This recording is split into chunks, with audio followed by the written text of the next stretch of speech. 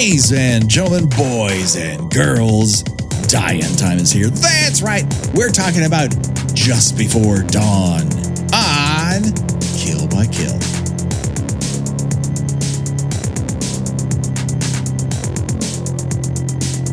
Well, greetings and salutations, Internet. It's your old pal, Patrick Hamilton, coming to you once again from the lush mountain ranges of Oregon. This is the Kill by Kill podcast, where we're dedicated to celebrating the least discussed component of any horror film, the characters. And we're going to unpack all the goriest of details of 1981's Just Before Dawn in the hopes that an out-of-their-element hiker's untimely end is just the beginning of the jokes we might make at their expense. And as always, there's only one person I trust to find my caramel lipstick just when I need it. The one, the only, Gina Radcliffe. How are you doing today, Gina? Well, when you're going camping in the wilds of Oregon, you want to make sure you have just the right color lipstick with you. Right. You don't want to become part of the foliage, but you do want to stand out. You also don't want to stand out so much that a deer hunter shoots you. But you can also wear an orange vest and sneak around like a fucking ninja, according to this movie. First aid kit. We can do without that. Food, it's only going to be a day or two. Now, lipstick, that's the essentials. That is the essentials. I will say, though, for a movie that takes place in the middle of nowhere, there's a lot of makeup usage in this film. There really is. Like, more characters than you would think are dabbling in the get ready with me space well before social media. Now, I don't want to scare you, Gina, but we are not alone. That's right. We have a special guest. You may know him as a multimedia artist and creator of the podcast graphic novel, The Many Incessant Lives and Subsequent Deaths Deserved by Skulk the Hulkling. The one, the only, Steve Pasieka. How are you doing today, Steve? How's it going, Patrick? Gina, thanks for having me on. Thank you. So happy you are here. Steve, yes. This is not exactly the easiest movie to find currently. I've once again produced myself into a hole. It sure isn't. I was getting kind of worried searching for this movie. I was like, no. I did not realize, because I must admit, I own this on several Blu-ray discs. I've owned several generations of this motion picture. I have it in a steel book, for fuck's sake. That wow, that's commitment to this movie. So your audio probably didn't go out for about 20 seconds, like in the version I watched. No, but then when I was like, I wanted to go back and I didn't want to pull out the Blu-ray. I'm like, let me quick grab a couple of the clips because I wanted to get one George Kennedy line perfect, and I just scrubbed to that second. I'm like, the fuck's wrong here? Give me a fucking break. You're telling me I pay for a whole ass Shudder subscription and they don't have this? Why is this not on fucking Tubi? Yeah, no, it's this is a ripped onto YouTube special. Yes. Yes, it was. With one version of that YouTube losing audio like maybe 10 minutes into the movie. So there have been times when this has been very available and times when there's not. It has been involved in some sort of weird lawsuit about its Blu-ray and aftermarket rights for whatever reason. So yes, currently it is on YouTube. But you can kind of find Blu-rays here and there, which are lovingly restored. Like there are beautiful versions of this movie. I have seen this in cinemas twice. That's wow. See, I mean, Gina, you know this about me. When I get a little obsessed about a movie, I tend to think like I'm the person in charge of how this should be received. I need to be there when it's displayed, right?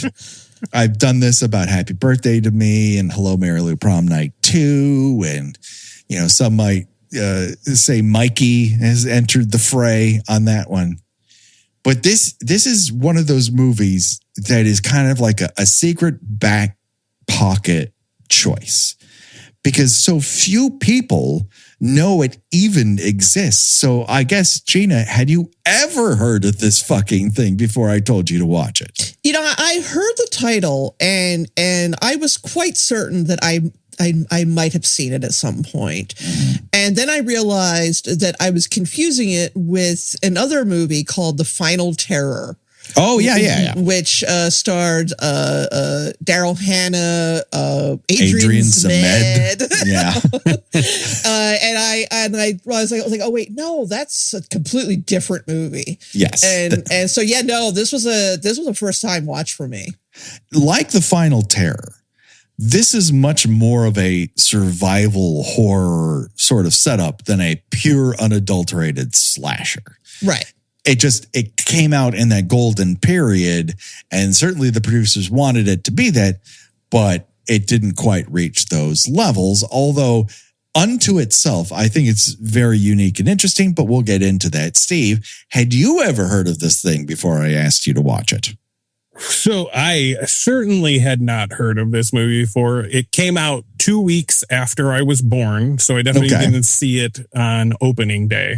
I know no chance your mom might have seen it when she was pregnant with you. Or anything. I mean, yeah, I should ask just in case. But my first no one in your family was afraid of Just Before Dawn spoilers at the time? No, I can't. I do not have a memory of that quite. Okay. But my first viewing was last week, watching it on the YouTube. And I actually thoroughly enjoyed trying to understand its madness. Yeah, I found it a fascinating movie. Yeah. Yes. I think there are elements of it that would bounce a lot of people out of it because it is just fucking odd. It's odd. The writing of the reactions are just insanely odd, I feel like. There's a very specific, I don't know, scent in the air, or there's a lot of methane gas coming up through cracks in the ground. I've never seen people so unsure if people are dead and also how to react when they see a dead person. Yes. I mean, you get the impression that none of these people have stumbled, like most of us. You don't stumble upon a dead body of someone you knew. True. And like last time I saw you, you were going to the camper and now you're dead with sunglasses within a tree.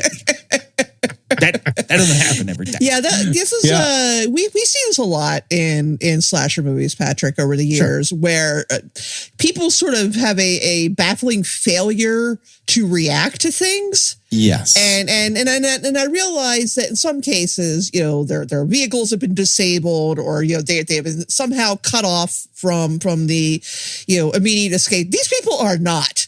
They, you know, as far as we know, their camper is working just fine. Yeah. But the excuse is, well, he owns this land. This is his land. It's like, yeah, he still needs to get the fuck off of it. Right. Yeah. And there's that comes out of nowhere. I feel like that he has this deed for the land that means nothing to no one. You know, he does not see. It does not seem to mean a lot to him. Yeah. But it's the excuse that they use as to why they can't leave, even though they are in grievous danger. Oh, they have no means by which to defend themselves or the land. It just seems to be a general, I have this piece of paper, and you're but that doesn't mean anything. And to me, what separates this from most slasher fare is that emphasis on both the environment, just overtaking everything. Like the soundtrack is just so loud because they just went into the middle of fucking nowhere, Oregon, and they just turned on their microphone. And there's no way you can. This is not like Friday the 13th where nature doesn't exist sometimes. And here it is pervasive. Yeah. It reminded me a lot, Patrick, of In a Violent Nature. Yes. And I'm curious if the creator of In a Violent Nature is familiar with Just Before Dawn. That is a question that we would love to ask them if they knew who we were or cared. because it's got a lot of the same elements, just really emphasizing, the sense of isolation and how they are completely out of their element.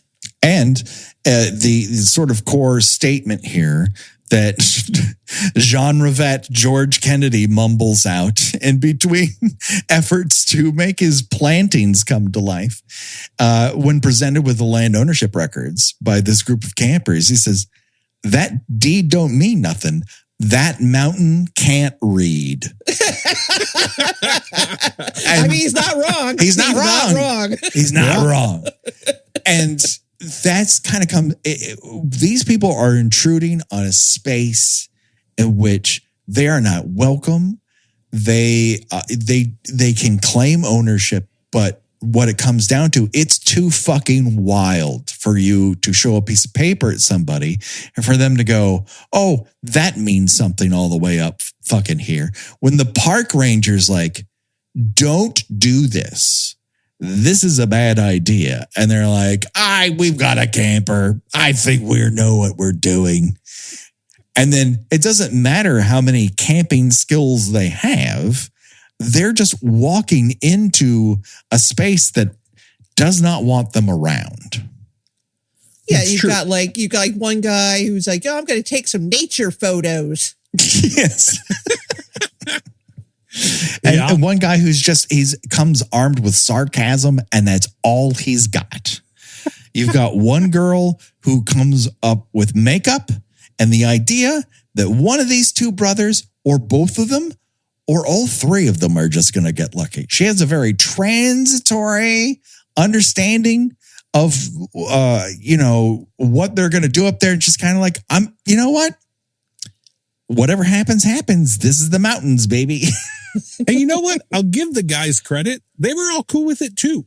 Everyone was just like, you know what? Yeah. Everyone's cool with everything up here. Yeah, one thing that really stood out for me about this is like everybody kind of gets along. Yeah. It's there's, as Patrick has heard me complain about numerous times, is how many of these, groups of people in slasher movies seem to be together under duress. Right. Even though it's supposedly like, oh, we're on a camping trip, or oh, it's such and such's birthday party. It's like, yeah, I can tell you're really enjoying spending all this time together. But here, they seemed like believable friends. They all got along. There was not a bunch of tiresome sniping at each other or anything. We did get the one typical let's go play a prank. Right. We're 27 years old. Yeah. time to play jokes. Time to play jokes in the middle of the fucking night. You know what? I'm not mad when they're on the other end of a fucking machete as a result of that. Don't fucking do that. I will say though, the scenery was like, I instantly was like, I would be there. I understand why they're there. It was like that waterfall looked incredible. When they were walking behind that waterfall, I'm like, how can I go here? I want to go here. It is. I've been behind that waterfall. Really? It's fucking gorgeous. Oh, yes. You are a fan, man. Oh, well, I didn't know that the two places were related, but after I was fired by a major network, my wife and I decided to drive up the California coast into Oregon up to Portland. And so we took camping equipment with us and we went up there and we didn't really plan it. We're just like, hey, this would be depressing. We could sit and watch reruns of America's Next Top Model all the live long day, but that'll still be here when we get back. Let's do something with this time. I'm glad we did, because we saw lots of cool things. We went to Portland. We went to a jazz festival that was free, and a group of local women decided to move our fucking chairs for reasons I can't fully explain when we went to go get hot dogs. But the real important question, when you were at that waterfall, did you see the devil? We did not see the devil. In fact, underneath that waterfall is kind of cemented now, which it was not when this was filmed in 1980. That pathway is more industrialized than it was at this time. But the path is a big horseshoe underneath that waterfall. It is absolutely gorgeous up there. Yeah. There are some shots in this movie where you look at it and you think, is E.T. just out of shot, like holding on to fauna, taking samples? It's like, theres two of them. You know, he knows things. But Gina, you bring up the whole slasher thing, and what anyone considered a quote unquote slasher movie when this is filmed in July of 1980 is a big question mark, because this has more to do with what director Jeff Lieberman, and he rewrote the script. He's like, I don't like this, what I was handed and what I agreed to direct. So I'm going to rewrite it completely. And what I want to make it into is a Deliverance style survivor horror, like your Texas Chainsaw Massacre, your Hills Have Eyes, and later, as you noted, Final Terror. And so there's a whole bunch of stuff in here that's just not in tune with what people might have expected by the time it comes out in 1981. At first, it was the script was called The Last Ritual, which involved a lot more of the Logan family, a group of feral cabin dwellers who like to stare at people and go away, skadoot. If you drink every time someone says skadoot, you're not going to get super drunk, but you're going to get happy drunk. The Last Ritual was much more of a religious-based thing, where at the end of the movie, there was this whole sequence where the Connie stand-in would have had to snake handle in order to get her way out of this. And Lieberman was like, this fucking sucks. And that's saying something from the guy who directed Squirm. Oh, wow. I will say, while people like Squirm, I prefer the MST3K version of it.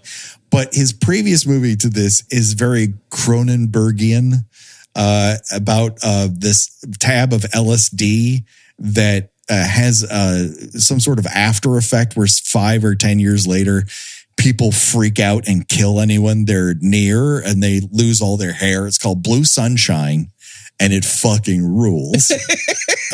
But he's like, yeah, I'll do it if you allow me to rewrite it. But they start production in July of 1980. And of course, in June, just a few weeks earlier from this, Paramount releases 1980's Friday the 13th.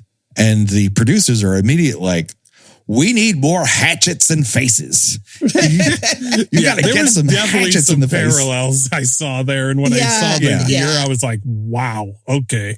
Yeah. They're going for it.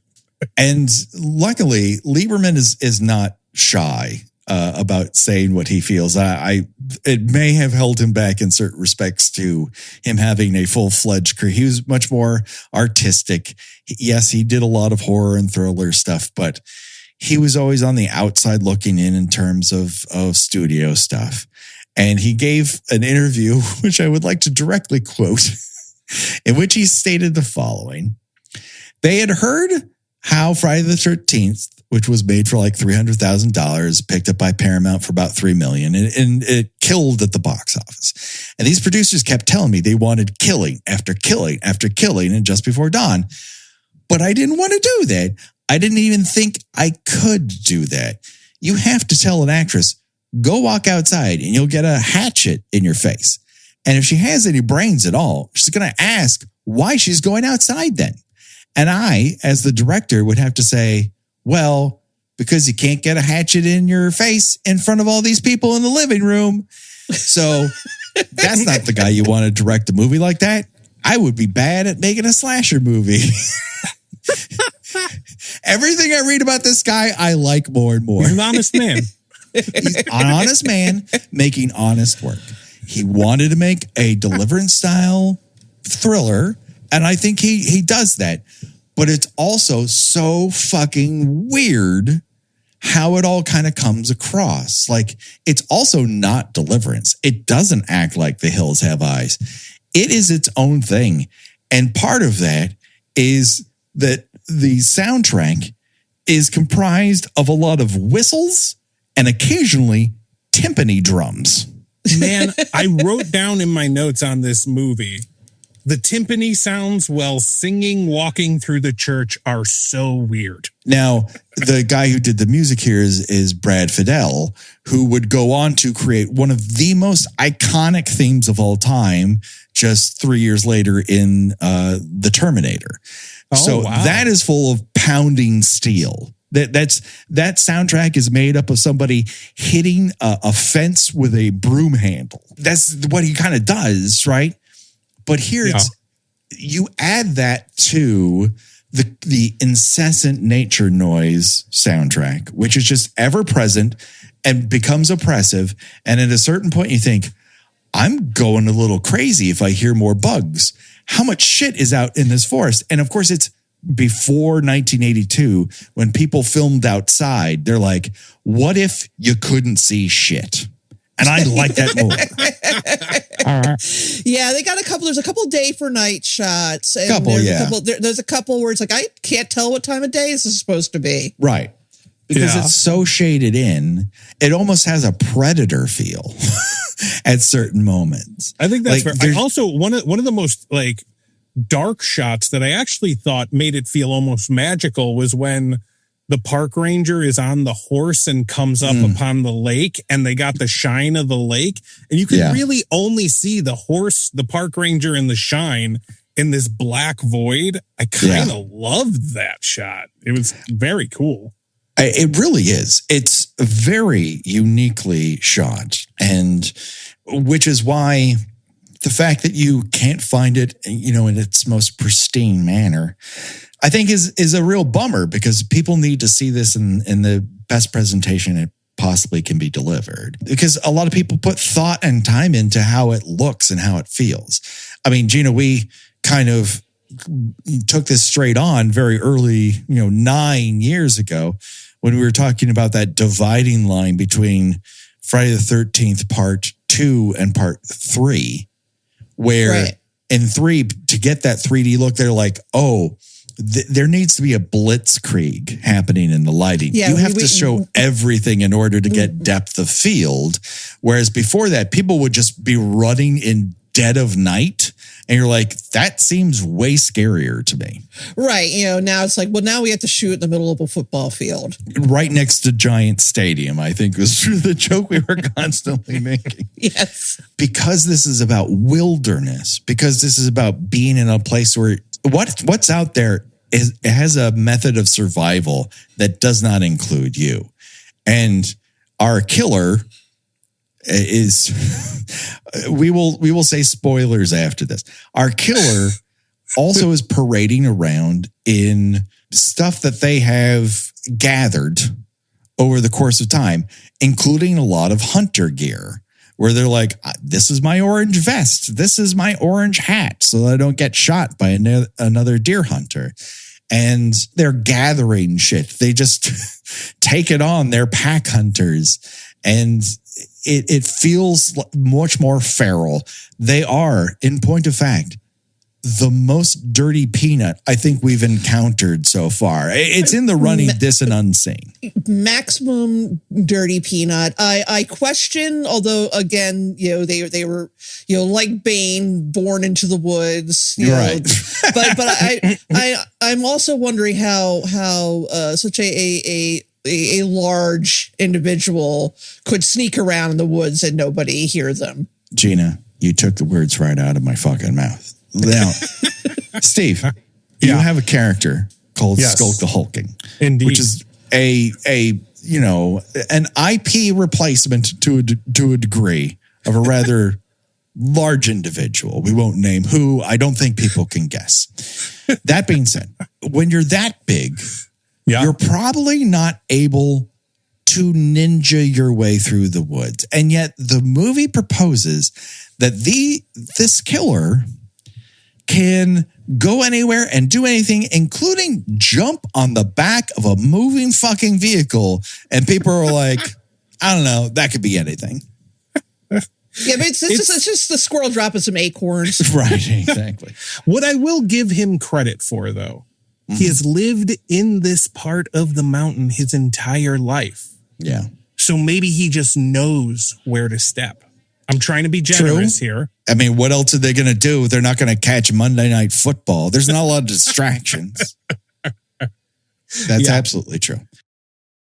So we're gonna head into spoiler territory from this moment on. Now, the majority of our audience probably has not seen this film, and I urge you to go to YouTube and seek it out. You don't have to, because it's not what happens; it's the way that it happens that really defines the way a movie operates. But if you want to go in untold, highest of recommendations from me. It sounds like both Steve and Gina are on board with you watching this film. Yeah. So let's get into the Demon Twins, because yes, there's two of them, and it's revealed a couple times, and every time it's with the the first time you're like, oh. And then it keeps revealing that there's two of them in case you didn't remember. Did I miss a reveal? Because the only reveal I remember of there being two of them was in the church. Right. Yeah, me too. Was there one before that? Well, they're in two places at once in the opening kills. And then, yes, when Megan dies, one is on the outside and the other one saunters in behind her in kiss makeup. It's doing coming in. Yeah, there's some interesting, they've clearly had some contact with the outside world, because he's wearing some sort of kiss-like makeup. The weird sister is trying to, let's call it, experiment. Yeah, there's a T-Rex glam rock sort of feeling that she's going for. And clearly they've watched Saturday morning cartoons, because they both laugh like Muttley. Okay, let's get into this. This is the other thing that the movie presents almost immediately that I find bizarre, to the point, like, I'm very sure people have heard this and gone, there's no way this can be good as a result of this. Because if I could change anything about this movie, it would be the very odd digitized vocals of the Demon Twins. Like, are they Teletubbies? Are we being told they're Teletubbies? Are they voiced by Devo? Like, unlike many of the Dirty Peanuts we've covered on the show, the Demon Twins' sensibility to wear bright orange to avoid being shot, yet they can absolutely sneak around like a ninja, but be the size of Grimace, is oddly affecting. Like, I'm just... these are unique. They're not Jason. They're not Michael. They're very much their own thing. I think the closest you can get to is almost a Leatherface, in that they're entirely feral. And as it turns out, they're not actually that hard to kill. They're good at surprising people.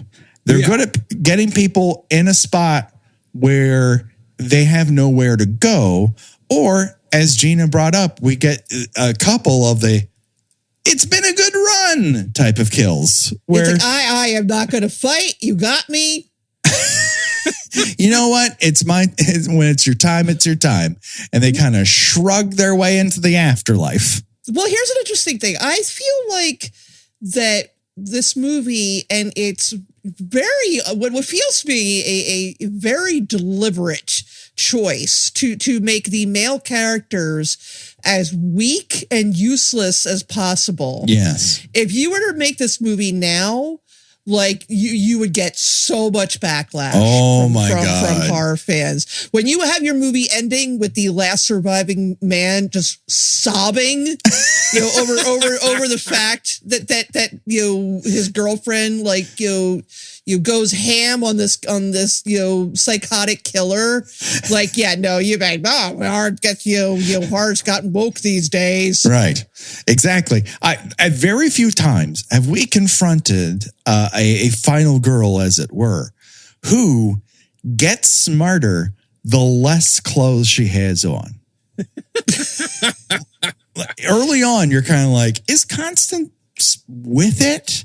And then the more she lurches into Connie, the more she slinks around a fire, the less she wears shoes, the higher her shorts get. She gets smarter. And like, yes, she's rescued out of one death. That being said, she absolutely takes things into her own hands. Literally. So to speak. That was actually more shocking than that there was two people. I questioned when you had told me previously, like, don't spoil the surprise. I did the same thing. I thought her kill was the surprise. I thought the twins were the surprise. I didn't the think fist I'm is curious, the surprise. What were you considering? The fisting. Okay, good. Because that was the surprise. You can't name another movie that exactly tries to do well.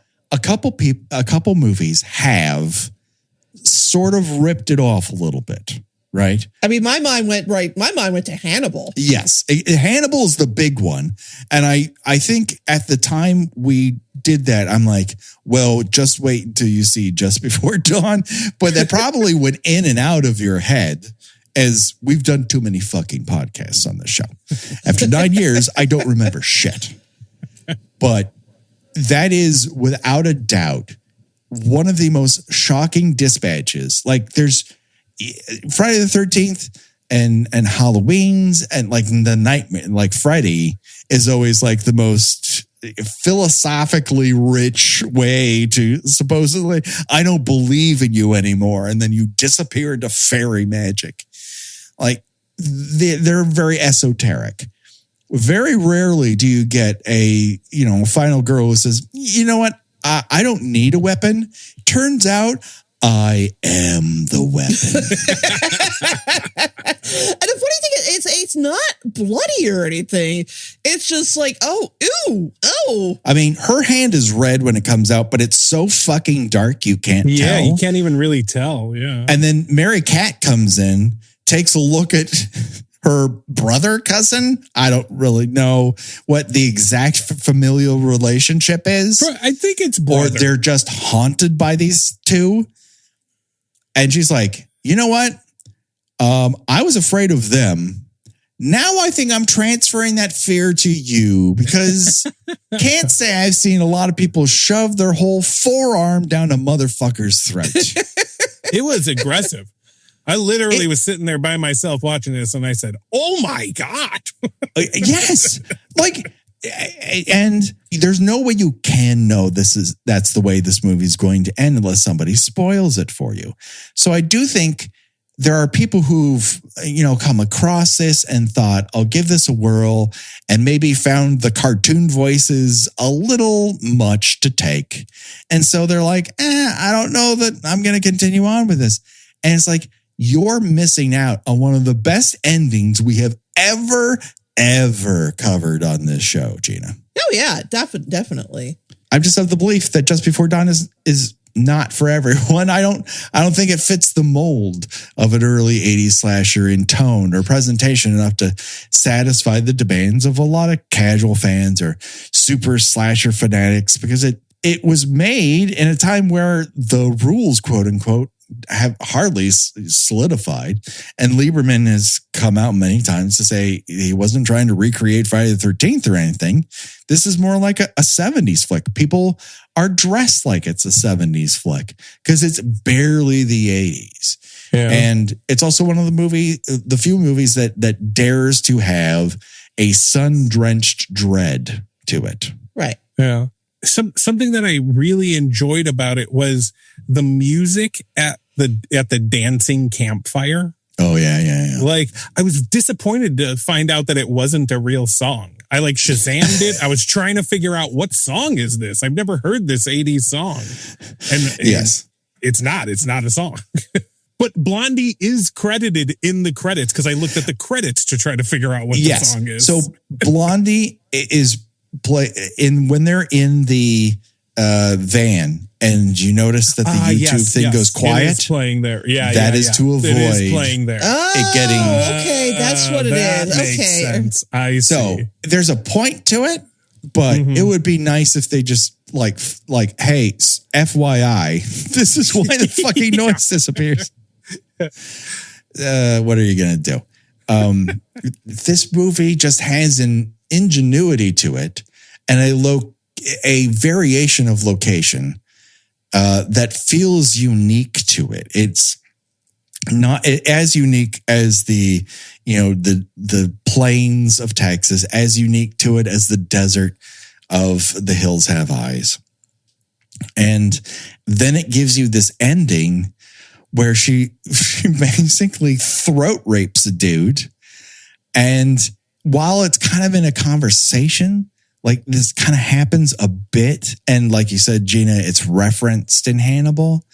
Up until this point, you're looking at, well, is this kind of a reaction to Ash in Alien, a robot with no genitalia, driven to cybernetic madness by the invasion of a xenomorph who is composed entirely of weird sex, attempting to shove a nudie mag down Ripley's throat just to feel something, I guess. Who couldn't possibly explain it? But then after Alien and this, you kind of have a string of them in that you have the hand through the cheek, the fingers through the cheek move in John Carpenter's The Thing. Mm-hmm. You have a lot of it occurring in like Night of the Creeps and Slither with a lot of slug-like creatures going down people's throats. And then you have a plethora of rape and violation imagery. Like the first Hills Have Eyes has like this whole, I'm going to shove a gun into your mouth sequence. This is fun. Welcome to my comedy podcast. Did you do your research and then kind of just look off into the distance? It's not fun. It's not fun. But this to me is fun. This is the funnest version of this possible. And well, it's an interesting take because I got no sense that these twin killers were they Lucas and Luther? I think was their names. That's a shrug from me because I don't think they were ever mentioned. Their names were ever mentioned. I think that's just how they were credited. They're maybe? demon twins is how a lot of people refer to them online. Yeah, who knows? I never got the sense that they were sexually menacing. No, but she's definitely turned this into some sort of almost sexual revenge. Yes. Well, they are somewhat relentless, I didn't see it as sexual necessarily. I saw it as like how you deal with like a lion that's attacking you. Like, remember there was that story of the person who saved their kid by shoving their arm down the lion's throat? This is new to me, but I love it already. 10 years ago or something, okay. I remember some like story of a kid fell in a lion's cage and the mom jumped down and defended the kid. And the way she survived was shoving her arm down the lion's throat. And she lost her arm, but saved the kid and herself. Okay. Well. So I kind of took it as that. Okay. I'm down for that. This is at least an explanation. But in terms of like the twins not being so sexual, like the first character who dies, Vachel? What the fuck name is Vachel? Yeah, I misheard that initially. I was like, is that man named Rachel? Yeah, right, exactly. Like I've never encountered a person, nevertheless, the several people that would convince me that Vachel is a real fucking name. But when he dies inside the church, like, he is stabbed with a serrated machete. Yeah, it goes right out his butt. Yep, through the wiener out the butt. Yep. Which is, not to spoil, like, Hard Eyes directly references this. And it's the one reference I didn't bring up because I kind of knew we would be talking about this and I didn't want to spoil it. And there's saw blades on the top of that fucking thing. And so when he gets taint ripped by a machete. And to me, that feels very sexual because I own a penis, Gina. Well, okay. Well, all right. Well, then they're not sexually menacing towards the women. True. Which again puts an interesting spin on this. What I think is really funny, especially considering that this was filmed predominantly before Friday the 13th came out, is that it inadvertently turns a number of slasher movie tropes on its head. Yes. in that, it sort of, messes around with the order of the characters that in the way you would expect them to die normally. Like you would expect the nerdy guy to die first, for instance. Right. Or you would expect one of the girls to die first. And instead it's likable Chris Lemon. He's the first to go. True. Of the core group. Absolutely. Yeah. Well, yeah, besides Rachel. Yeah. Well, I mean, to go along with that, like, turn of the, it almost has that women empowerment thing, because there's that moment where Connie has that, I didn't take the knife, I didn't defend myself, when I forget, what was the other, Melissa?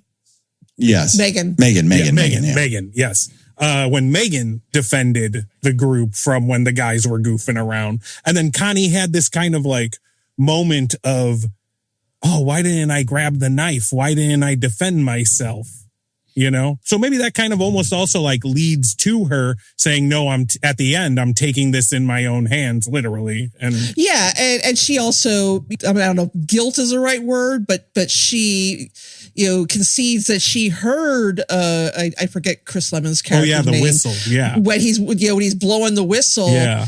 And, she heard it and she ignored it. Yeah. Right. And meanwhile, her boyfriend's like, man, it could have been anything. Yeah. It's like, well, no, it wasn't anything because you found his corpse. Yeah. So it was highly unlikely that when he was blowing the whistle, it wasn't, just because he felt like blowing the whistle for funsies. Yeah. I mean, he really much goes out of his way to justify not being able to save anybody's life. Yes. I mean, Warren is a study, right?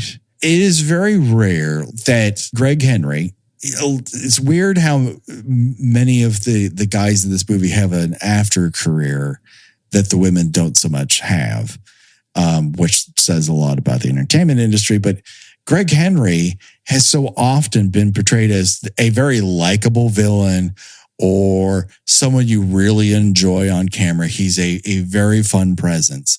And yeah, he's a big favorite of Brian De Palma. Yes, right. So and we caught him in a couple flicks last year, in Brian De Palma, and he's always really going for it. And here he is still going for it.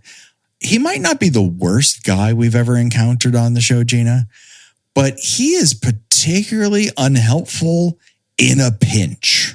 You wouldn't expect him to be passive, but he ends up being extremely passive. Yes. Things occur and they're like, you better do something. And his response to it is like, what if I crawled into a small ball over here? Would that help? Hey, I found my best friend dead. He's definitely dead. And she's like, we got to get out of here. And he's like, I don't know. What if I shut down mentally? Would that help you? Would that help us out of this pinch? No, it would not. You've got like the other two men in the group are killed off, and he is literally no help whatsoever. None. It's not so much that it's his job to help, but the fact that he offers almost next to no help throughout the movie and actively fucks shit up.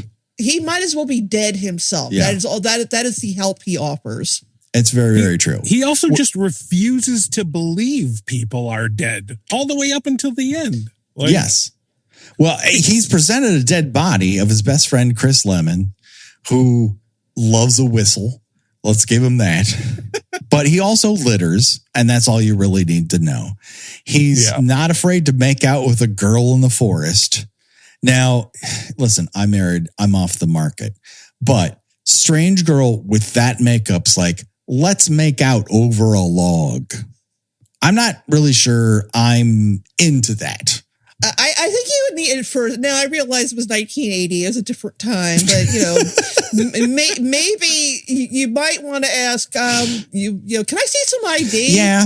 How old are you? Yeah. Because she could be anywhere from 14 to 30. Yes. It's a mystery about Mary Cat, because how do you exactly place that? She's not, and no matter what her ID that she does not have would say, you'd also need a second number on that ID to kind of hone in on what you be dealing with. Yeah, I mean, because Ma and Pa look like they're about 70. Right. So, like, it is very hard to gauge how old she's supposed to be. Yeah. What exactly is her parentage per se? Because Ma almost at times looks younger than Mary Cat does. So when they're talking to the park ranger, or no, when the family's talking amongst themselves, he mentions that the two brothers, who I believe are his kids, killed their mother.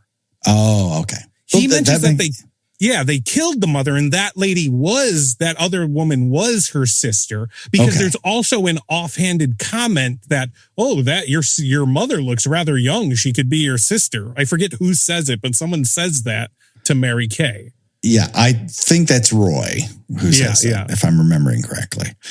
But yeah, the multiple encounters with the Logan family are interesting, because there's definitely like the fuck's going on here. I did not see that whole family coming. No, they have more members than you think. That one's disappeared, and you think it might be the other one. You just don't really know. Mary Cat, in particularly, like Cat is obviously you would think shortened from Catherine, or I propose she is a cat lady. Gina, we are dealing with a cat woman from Cat People, and she's connected to Egyptian gods. I like her more if that's true. Yes, because she has a lovely singing voice. She enjoys free nudity. I mean, what's not to like about her, honestly? She has a very unique style. And frankly, all of the Logan family does. They believe that makeup is for everyone and self-expression is the name of the game. And I'm all for that. But I'm also a fan of anyone who says the word skadoot out loud. And I think if this particular podcast can do anything, it is to propose that we reintroduce skadoot into the modern vernacular. I will do my best to use it around town. Yeah, I mean, toss that into your word salad and see what happens. I think people will enjoy its outsider, joie de vivre. You just don't get it a whole bunch. So Jonathan dies first. He dies on a rope bridge. I just think is it horrible for me to say I thought his death was kind of funny? It is kind of funny. Because he's just like it's an undignified way for a man to die. I wouldn't say it's not undignified for a person to die, because at first when he drops in the water and he tries to lift himself out, which he's wearing wet clothes, he's suddenly 20 pounds heavier than you would think. Like, this guy is not passing the Presidential Fitness Award. There's just no fucking way. Well, he doesn't even know how to swim. That's been established. Yeah. It's like I wouldn't cross that rope bridge. It seems like a bad fucking idea. And I hated that rope bridge, man. There was no way you could have got me to cross that thing. No way. And the one twin smacks him on the hand with the side of a machete, which is not an affect, because he will go on to smack the behind of Connie several times during their chasing. True. He loves to smack people on their bodies with the side of his machete. That's how fucked up this dude is. I do. I especially enjoyed when after Jonathan painstakingly makes it to the top of the cliff, and then one of the twins is standing there and then pulls A Christmas Story. How. Yeah. And I'm like, you know what? That's how I'm gonna go. Even though you don't like heights, it's really not that. It's not that far of a fall, really.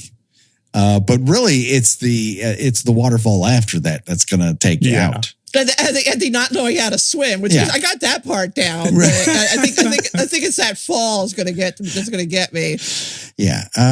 But Jonathan has a lovely outfit. I dig. He has a very bright and shiny way of getting around in terms of his choice of clothes.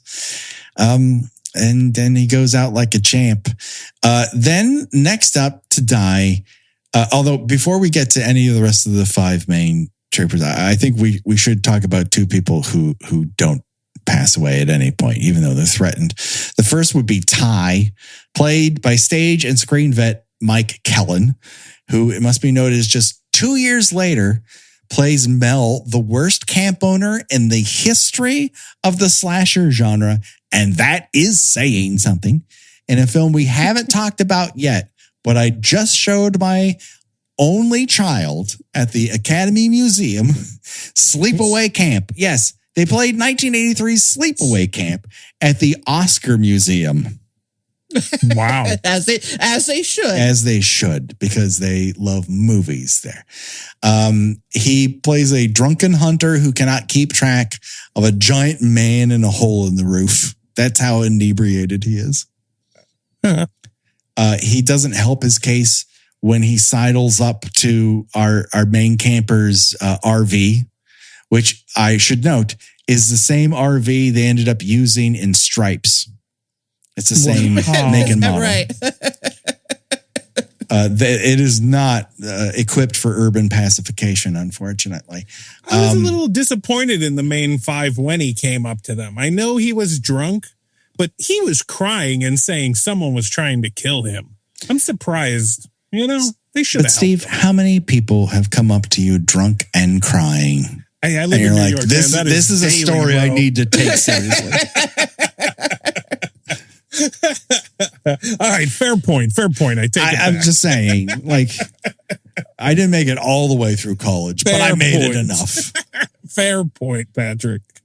And so he somehow gets out of this alive. I mean, we never see him again, so we don't really know. But he at least gets to the corner of the forest where the twins aren't really, they're busy enough. I don't think they're heading in his direction.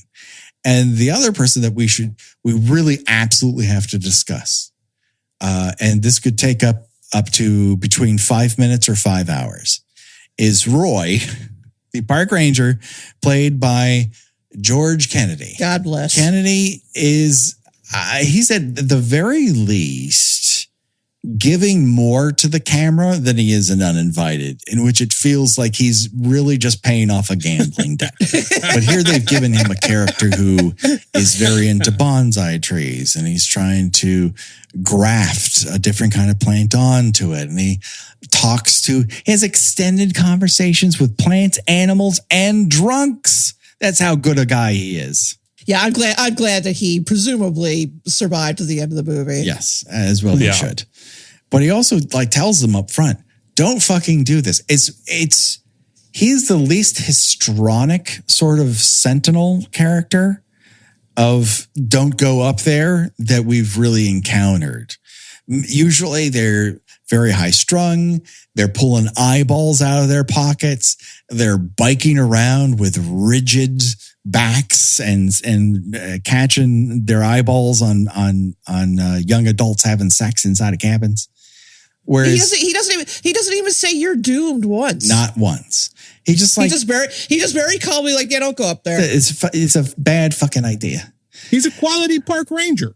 He is a quality individual. He doesn't want. They don't pay him enough to deal with this Indeed. shit. Go home. Jesus Christ! They told him the wrong place, and he still found him. Right. That's how good of a park ranger he is. Exactly. That's another thing that Warren does.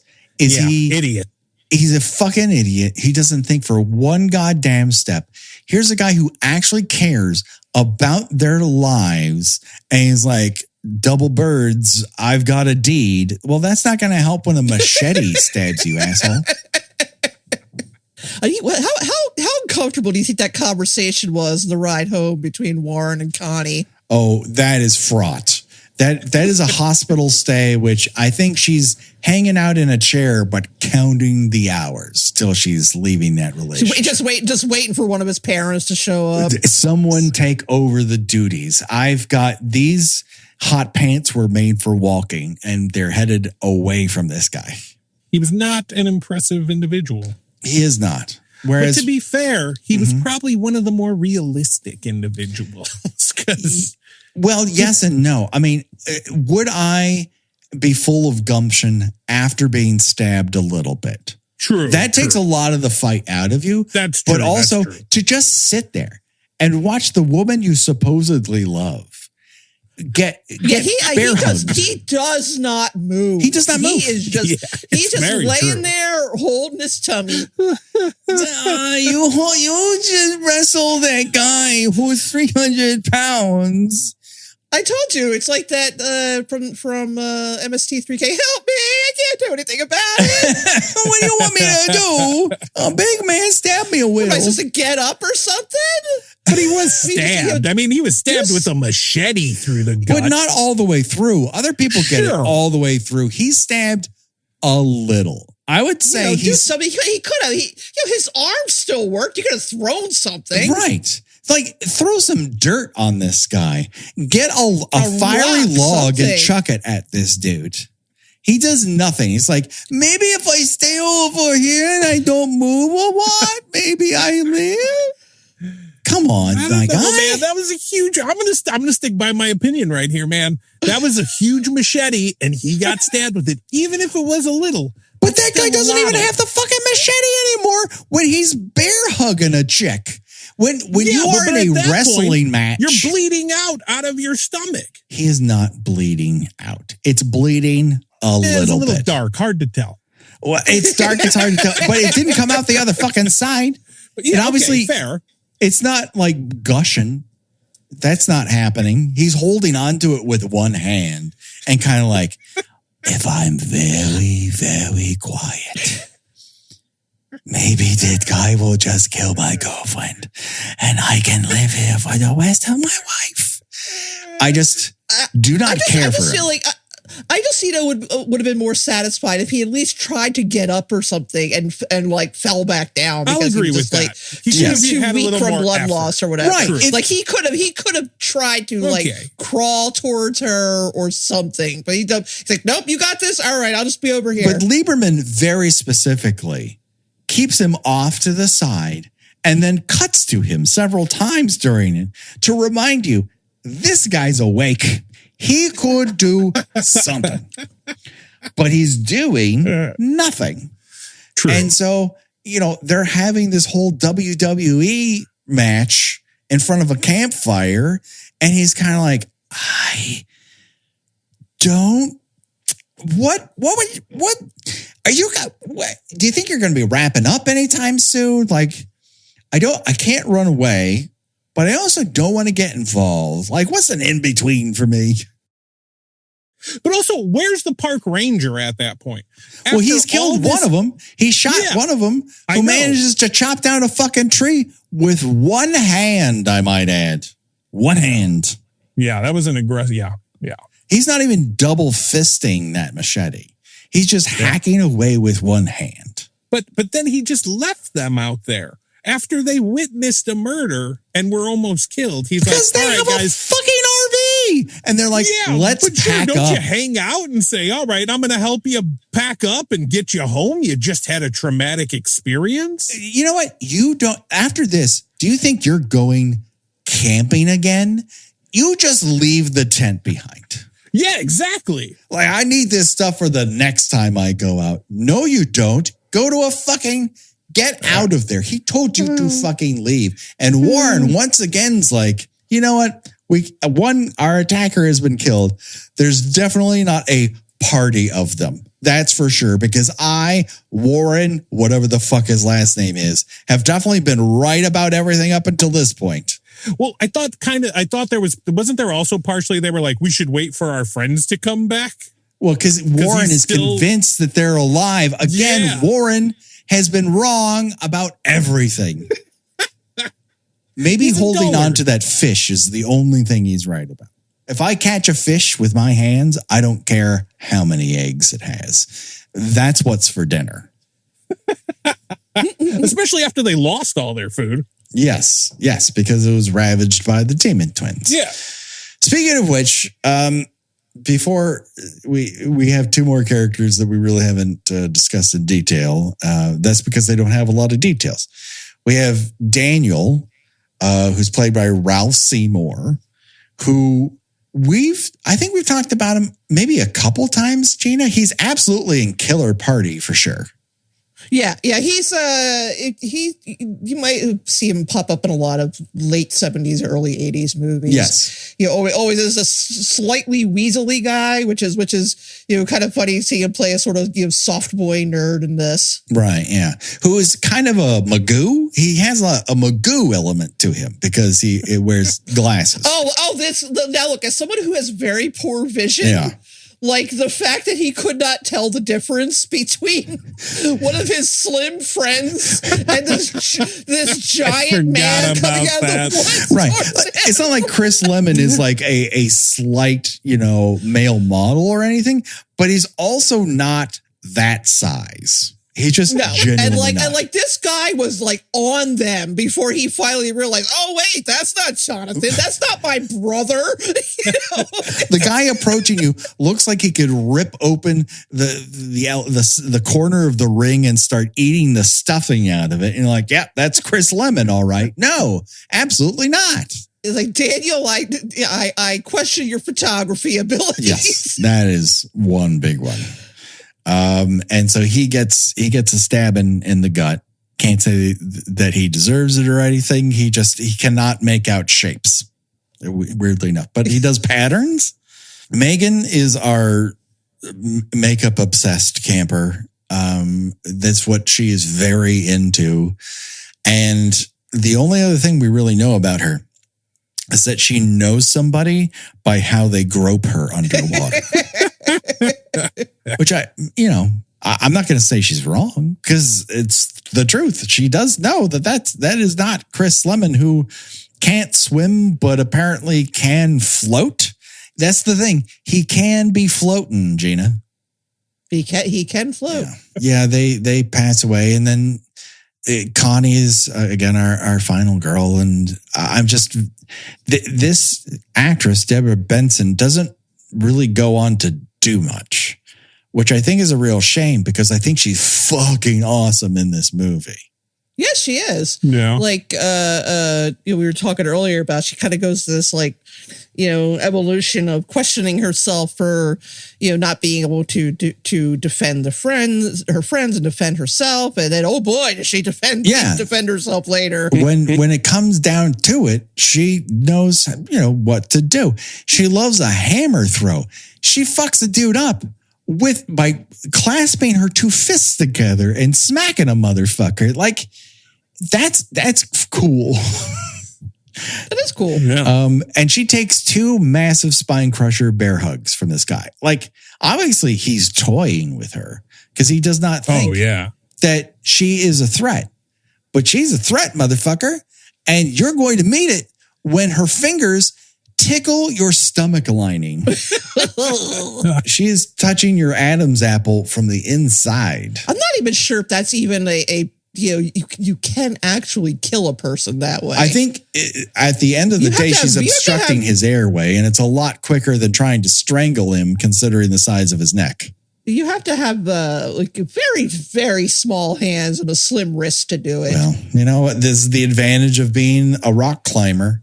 She's very strong in tight spaces. And so he does not fight it either. He just he throws some haymakers at her back, but I think he generally cannot connect in a way because this will be a surprise to everyone. There's zero stunt people in this movie. Chris Lemon really took that fall off the side of a cliff. Oh boy! But you can that's where people jump a lot. Like you can jump from there into the water. Mm-hmm. Like, wee.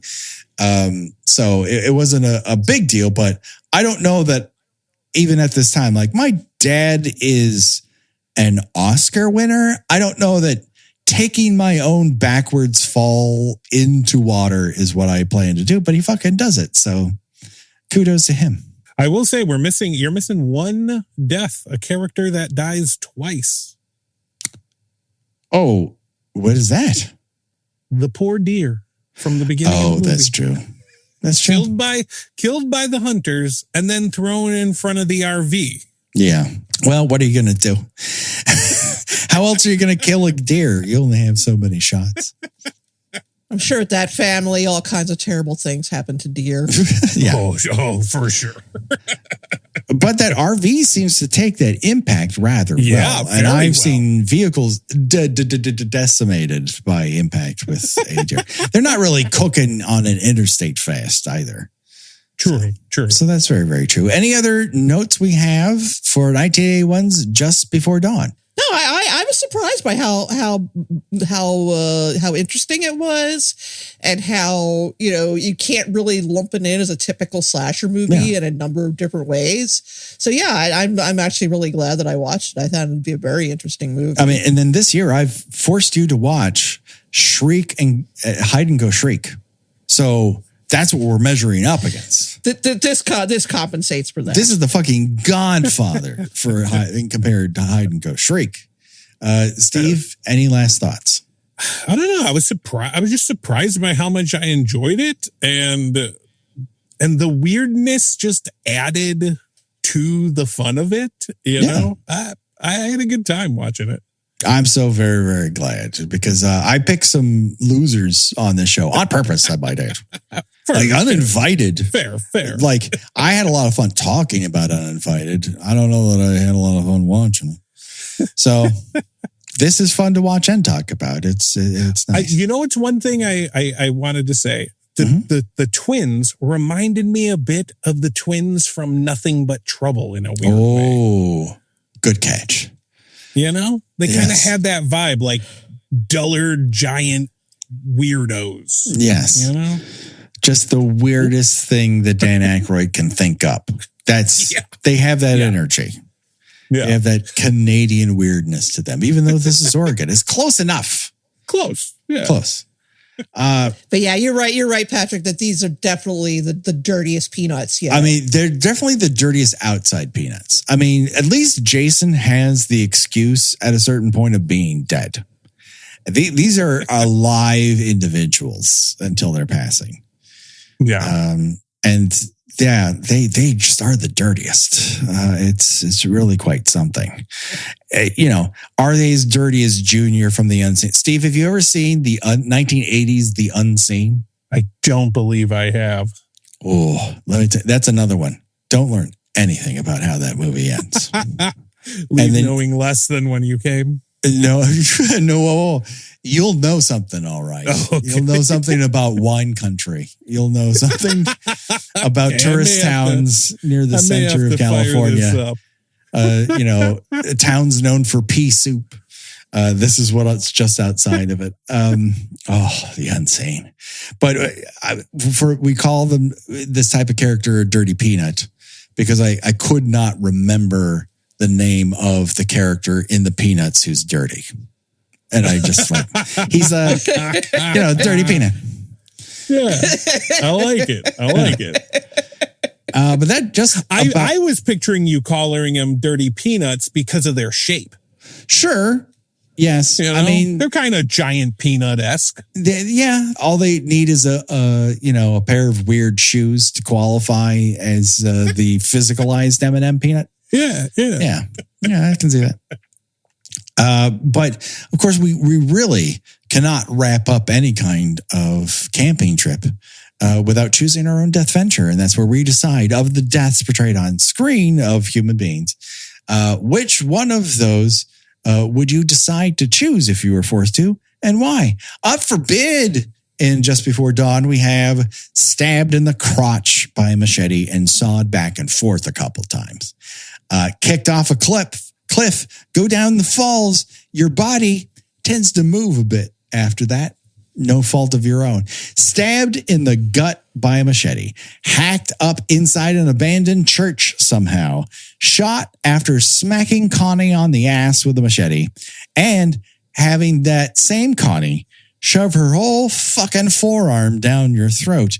And Steve, as our guest, I ask you to go first.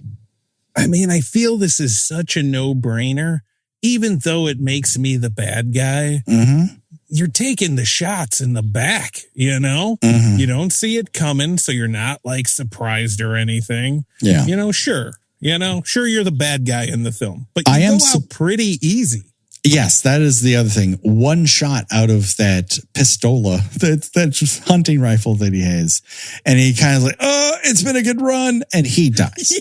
So Roy, probably a good shot. Probably nailed him right in his enlarged heart. He's a crack shot. Yeah. He's Park Ranger Supreme, man. What the fuck are they eating out there? That is a very good question. I'm guessing squirrels. A lot of squirrels. Is squirrels that fatty of meat that both of them are eating enough squirrel meat to get in that condition? Because they're outdoorsy. Raccoons. Okay. Raccoons are a little fatty, right? Sure. Okay. You know what? I believe you. Gina, what say you? Like I said, I can just picture myself like trying to, save myself from falling into a lake, painstakingly climbing up a cliffside, only get kicked in the face and fall again. So yeah, I'm going to go for that one actually. Yeah, and because I certainly will be like, while I'm flailing around the water. I can see that. I don't do heights and I don't do drowning, which is the only reason not to choose it. Yeah. And so I definitely don't want to get stabbed or hacked up in an abandoned church, and taking a forearm down my throat feels like a no from me. So yeah, I'm going with Steve. I'm getting shot through the heart by Roy. Yeah. Yeah. Yeah, so Roy is not getting off that horse to shoot you a second time. No. Yeah. He knows where to shoot a motherfucker. Is Roy. he's had to kill a bear once or twice. Yeah, that horse could probably shoot someone through the heart fast. That's how much faith I have in that duo. But that pretty much wraps it up. Now, folks, you can find us, like, you want to talk back to us, there's a way to do this. You could send us an email at killbykillpod@gmail.com, or like if you listen to us on YouTube, you could leave a comment there. Subscribe. You don't have to listen to us there if you don't want to, but if you got a YouTube account, why not subscribe? You can talk back to us on Spotify, which is the way a lot of people are right now. And I enjoy it right now. If you haven't rated and reviewed us on iTunes or the podcatcher of choice, please do so. It helps us be seen and heard by more people. Go to our Patreon for extra bonus episodes. Go to our t-shirt shop, the link is in the bio, for lots of cool stuff. Steve, where can people see and hear more from you out there on the World Wide Web?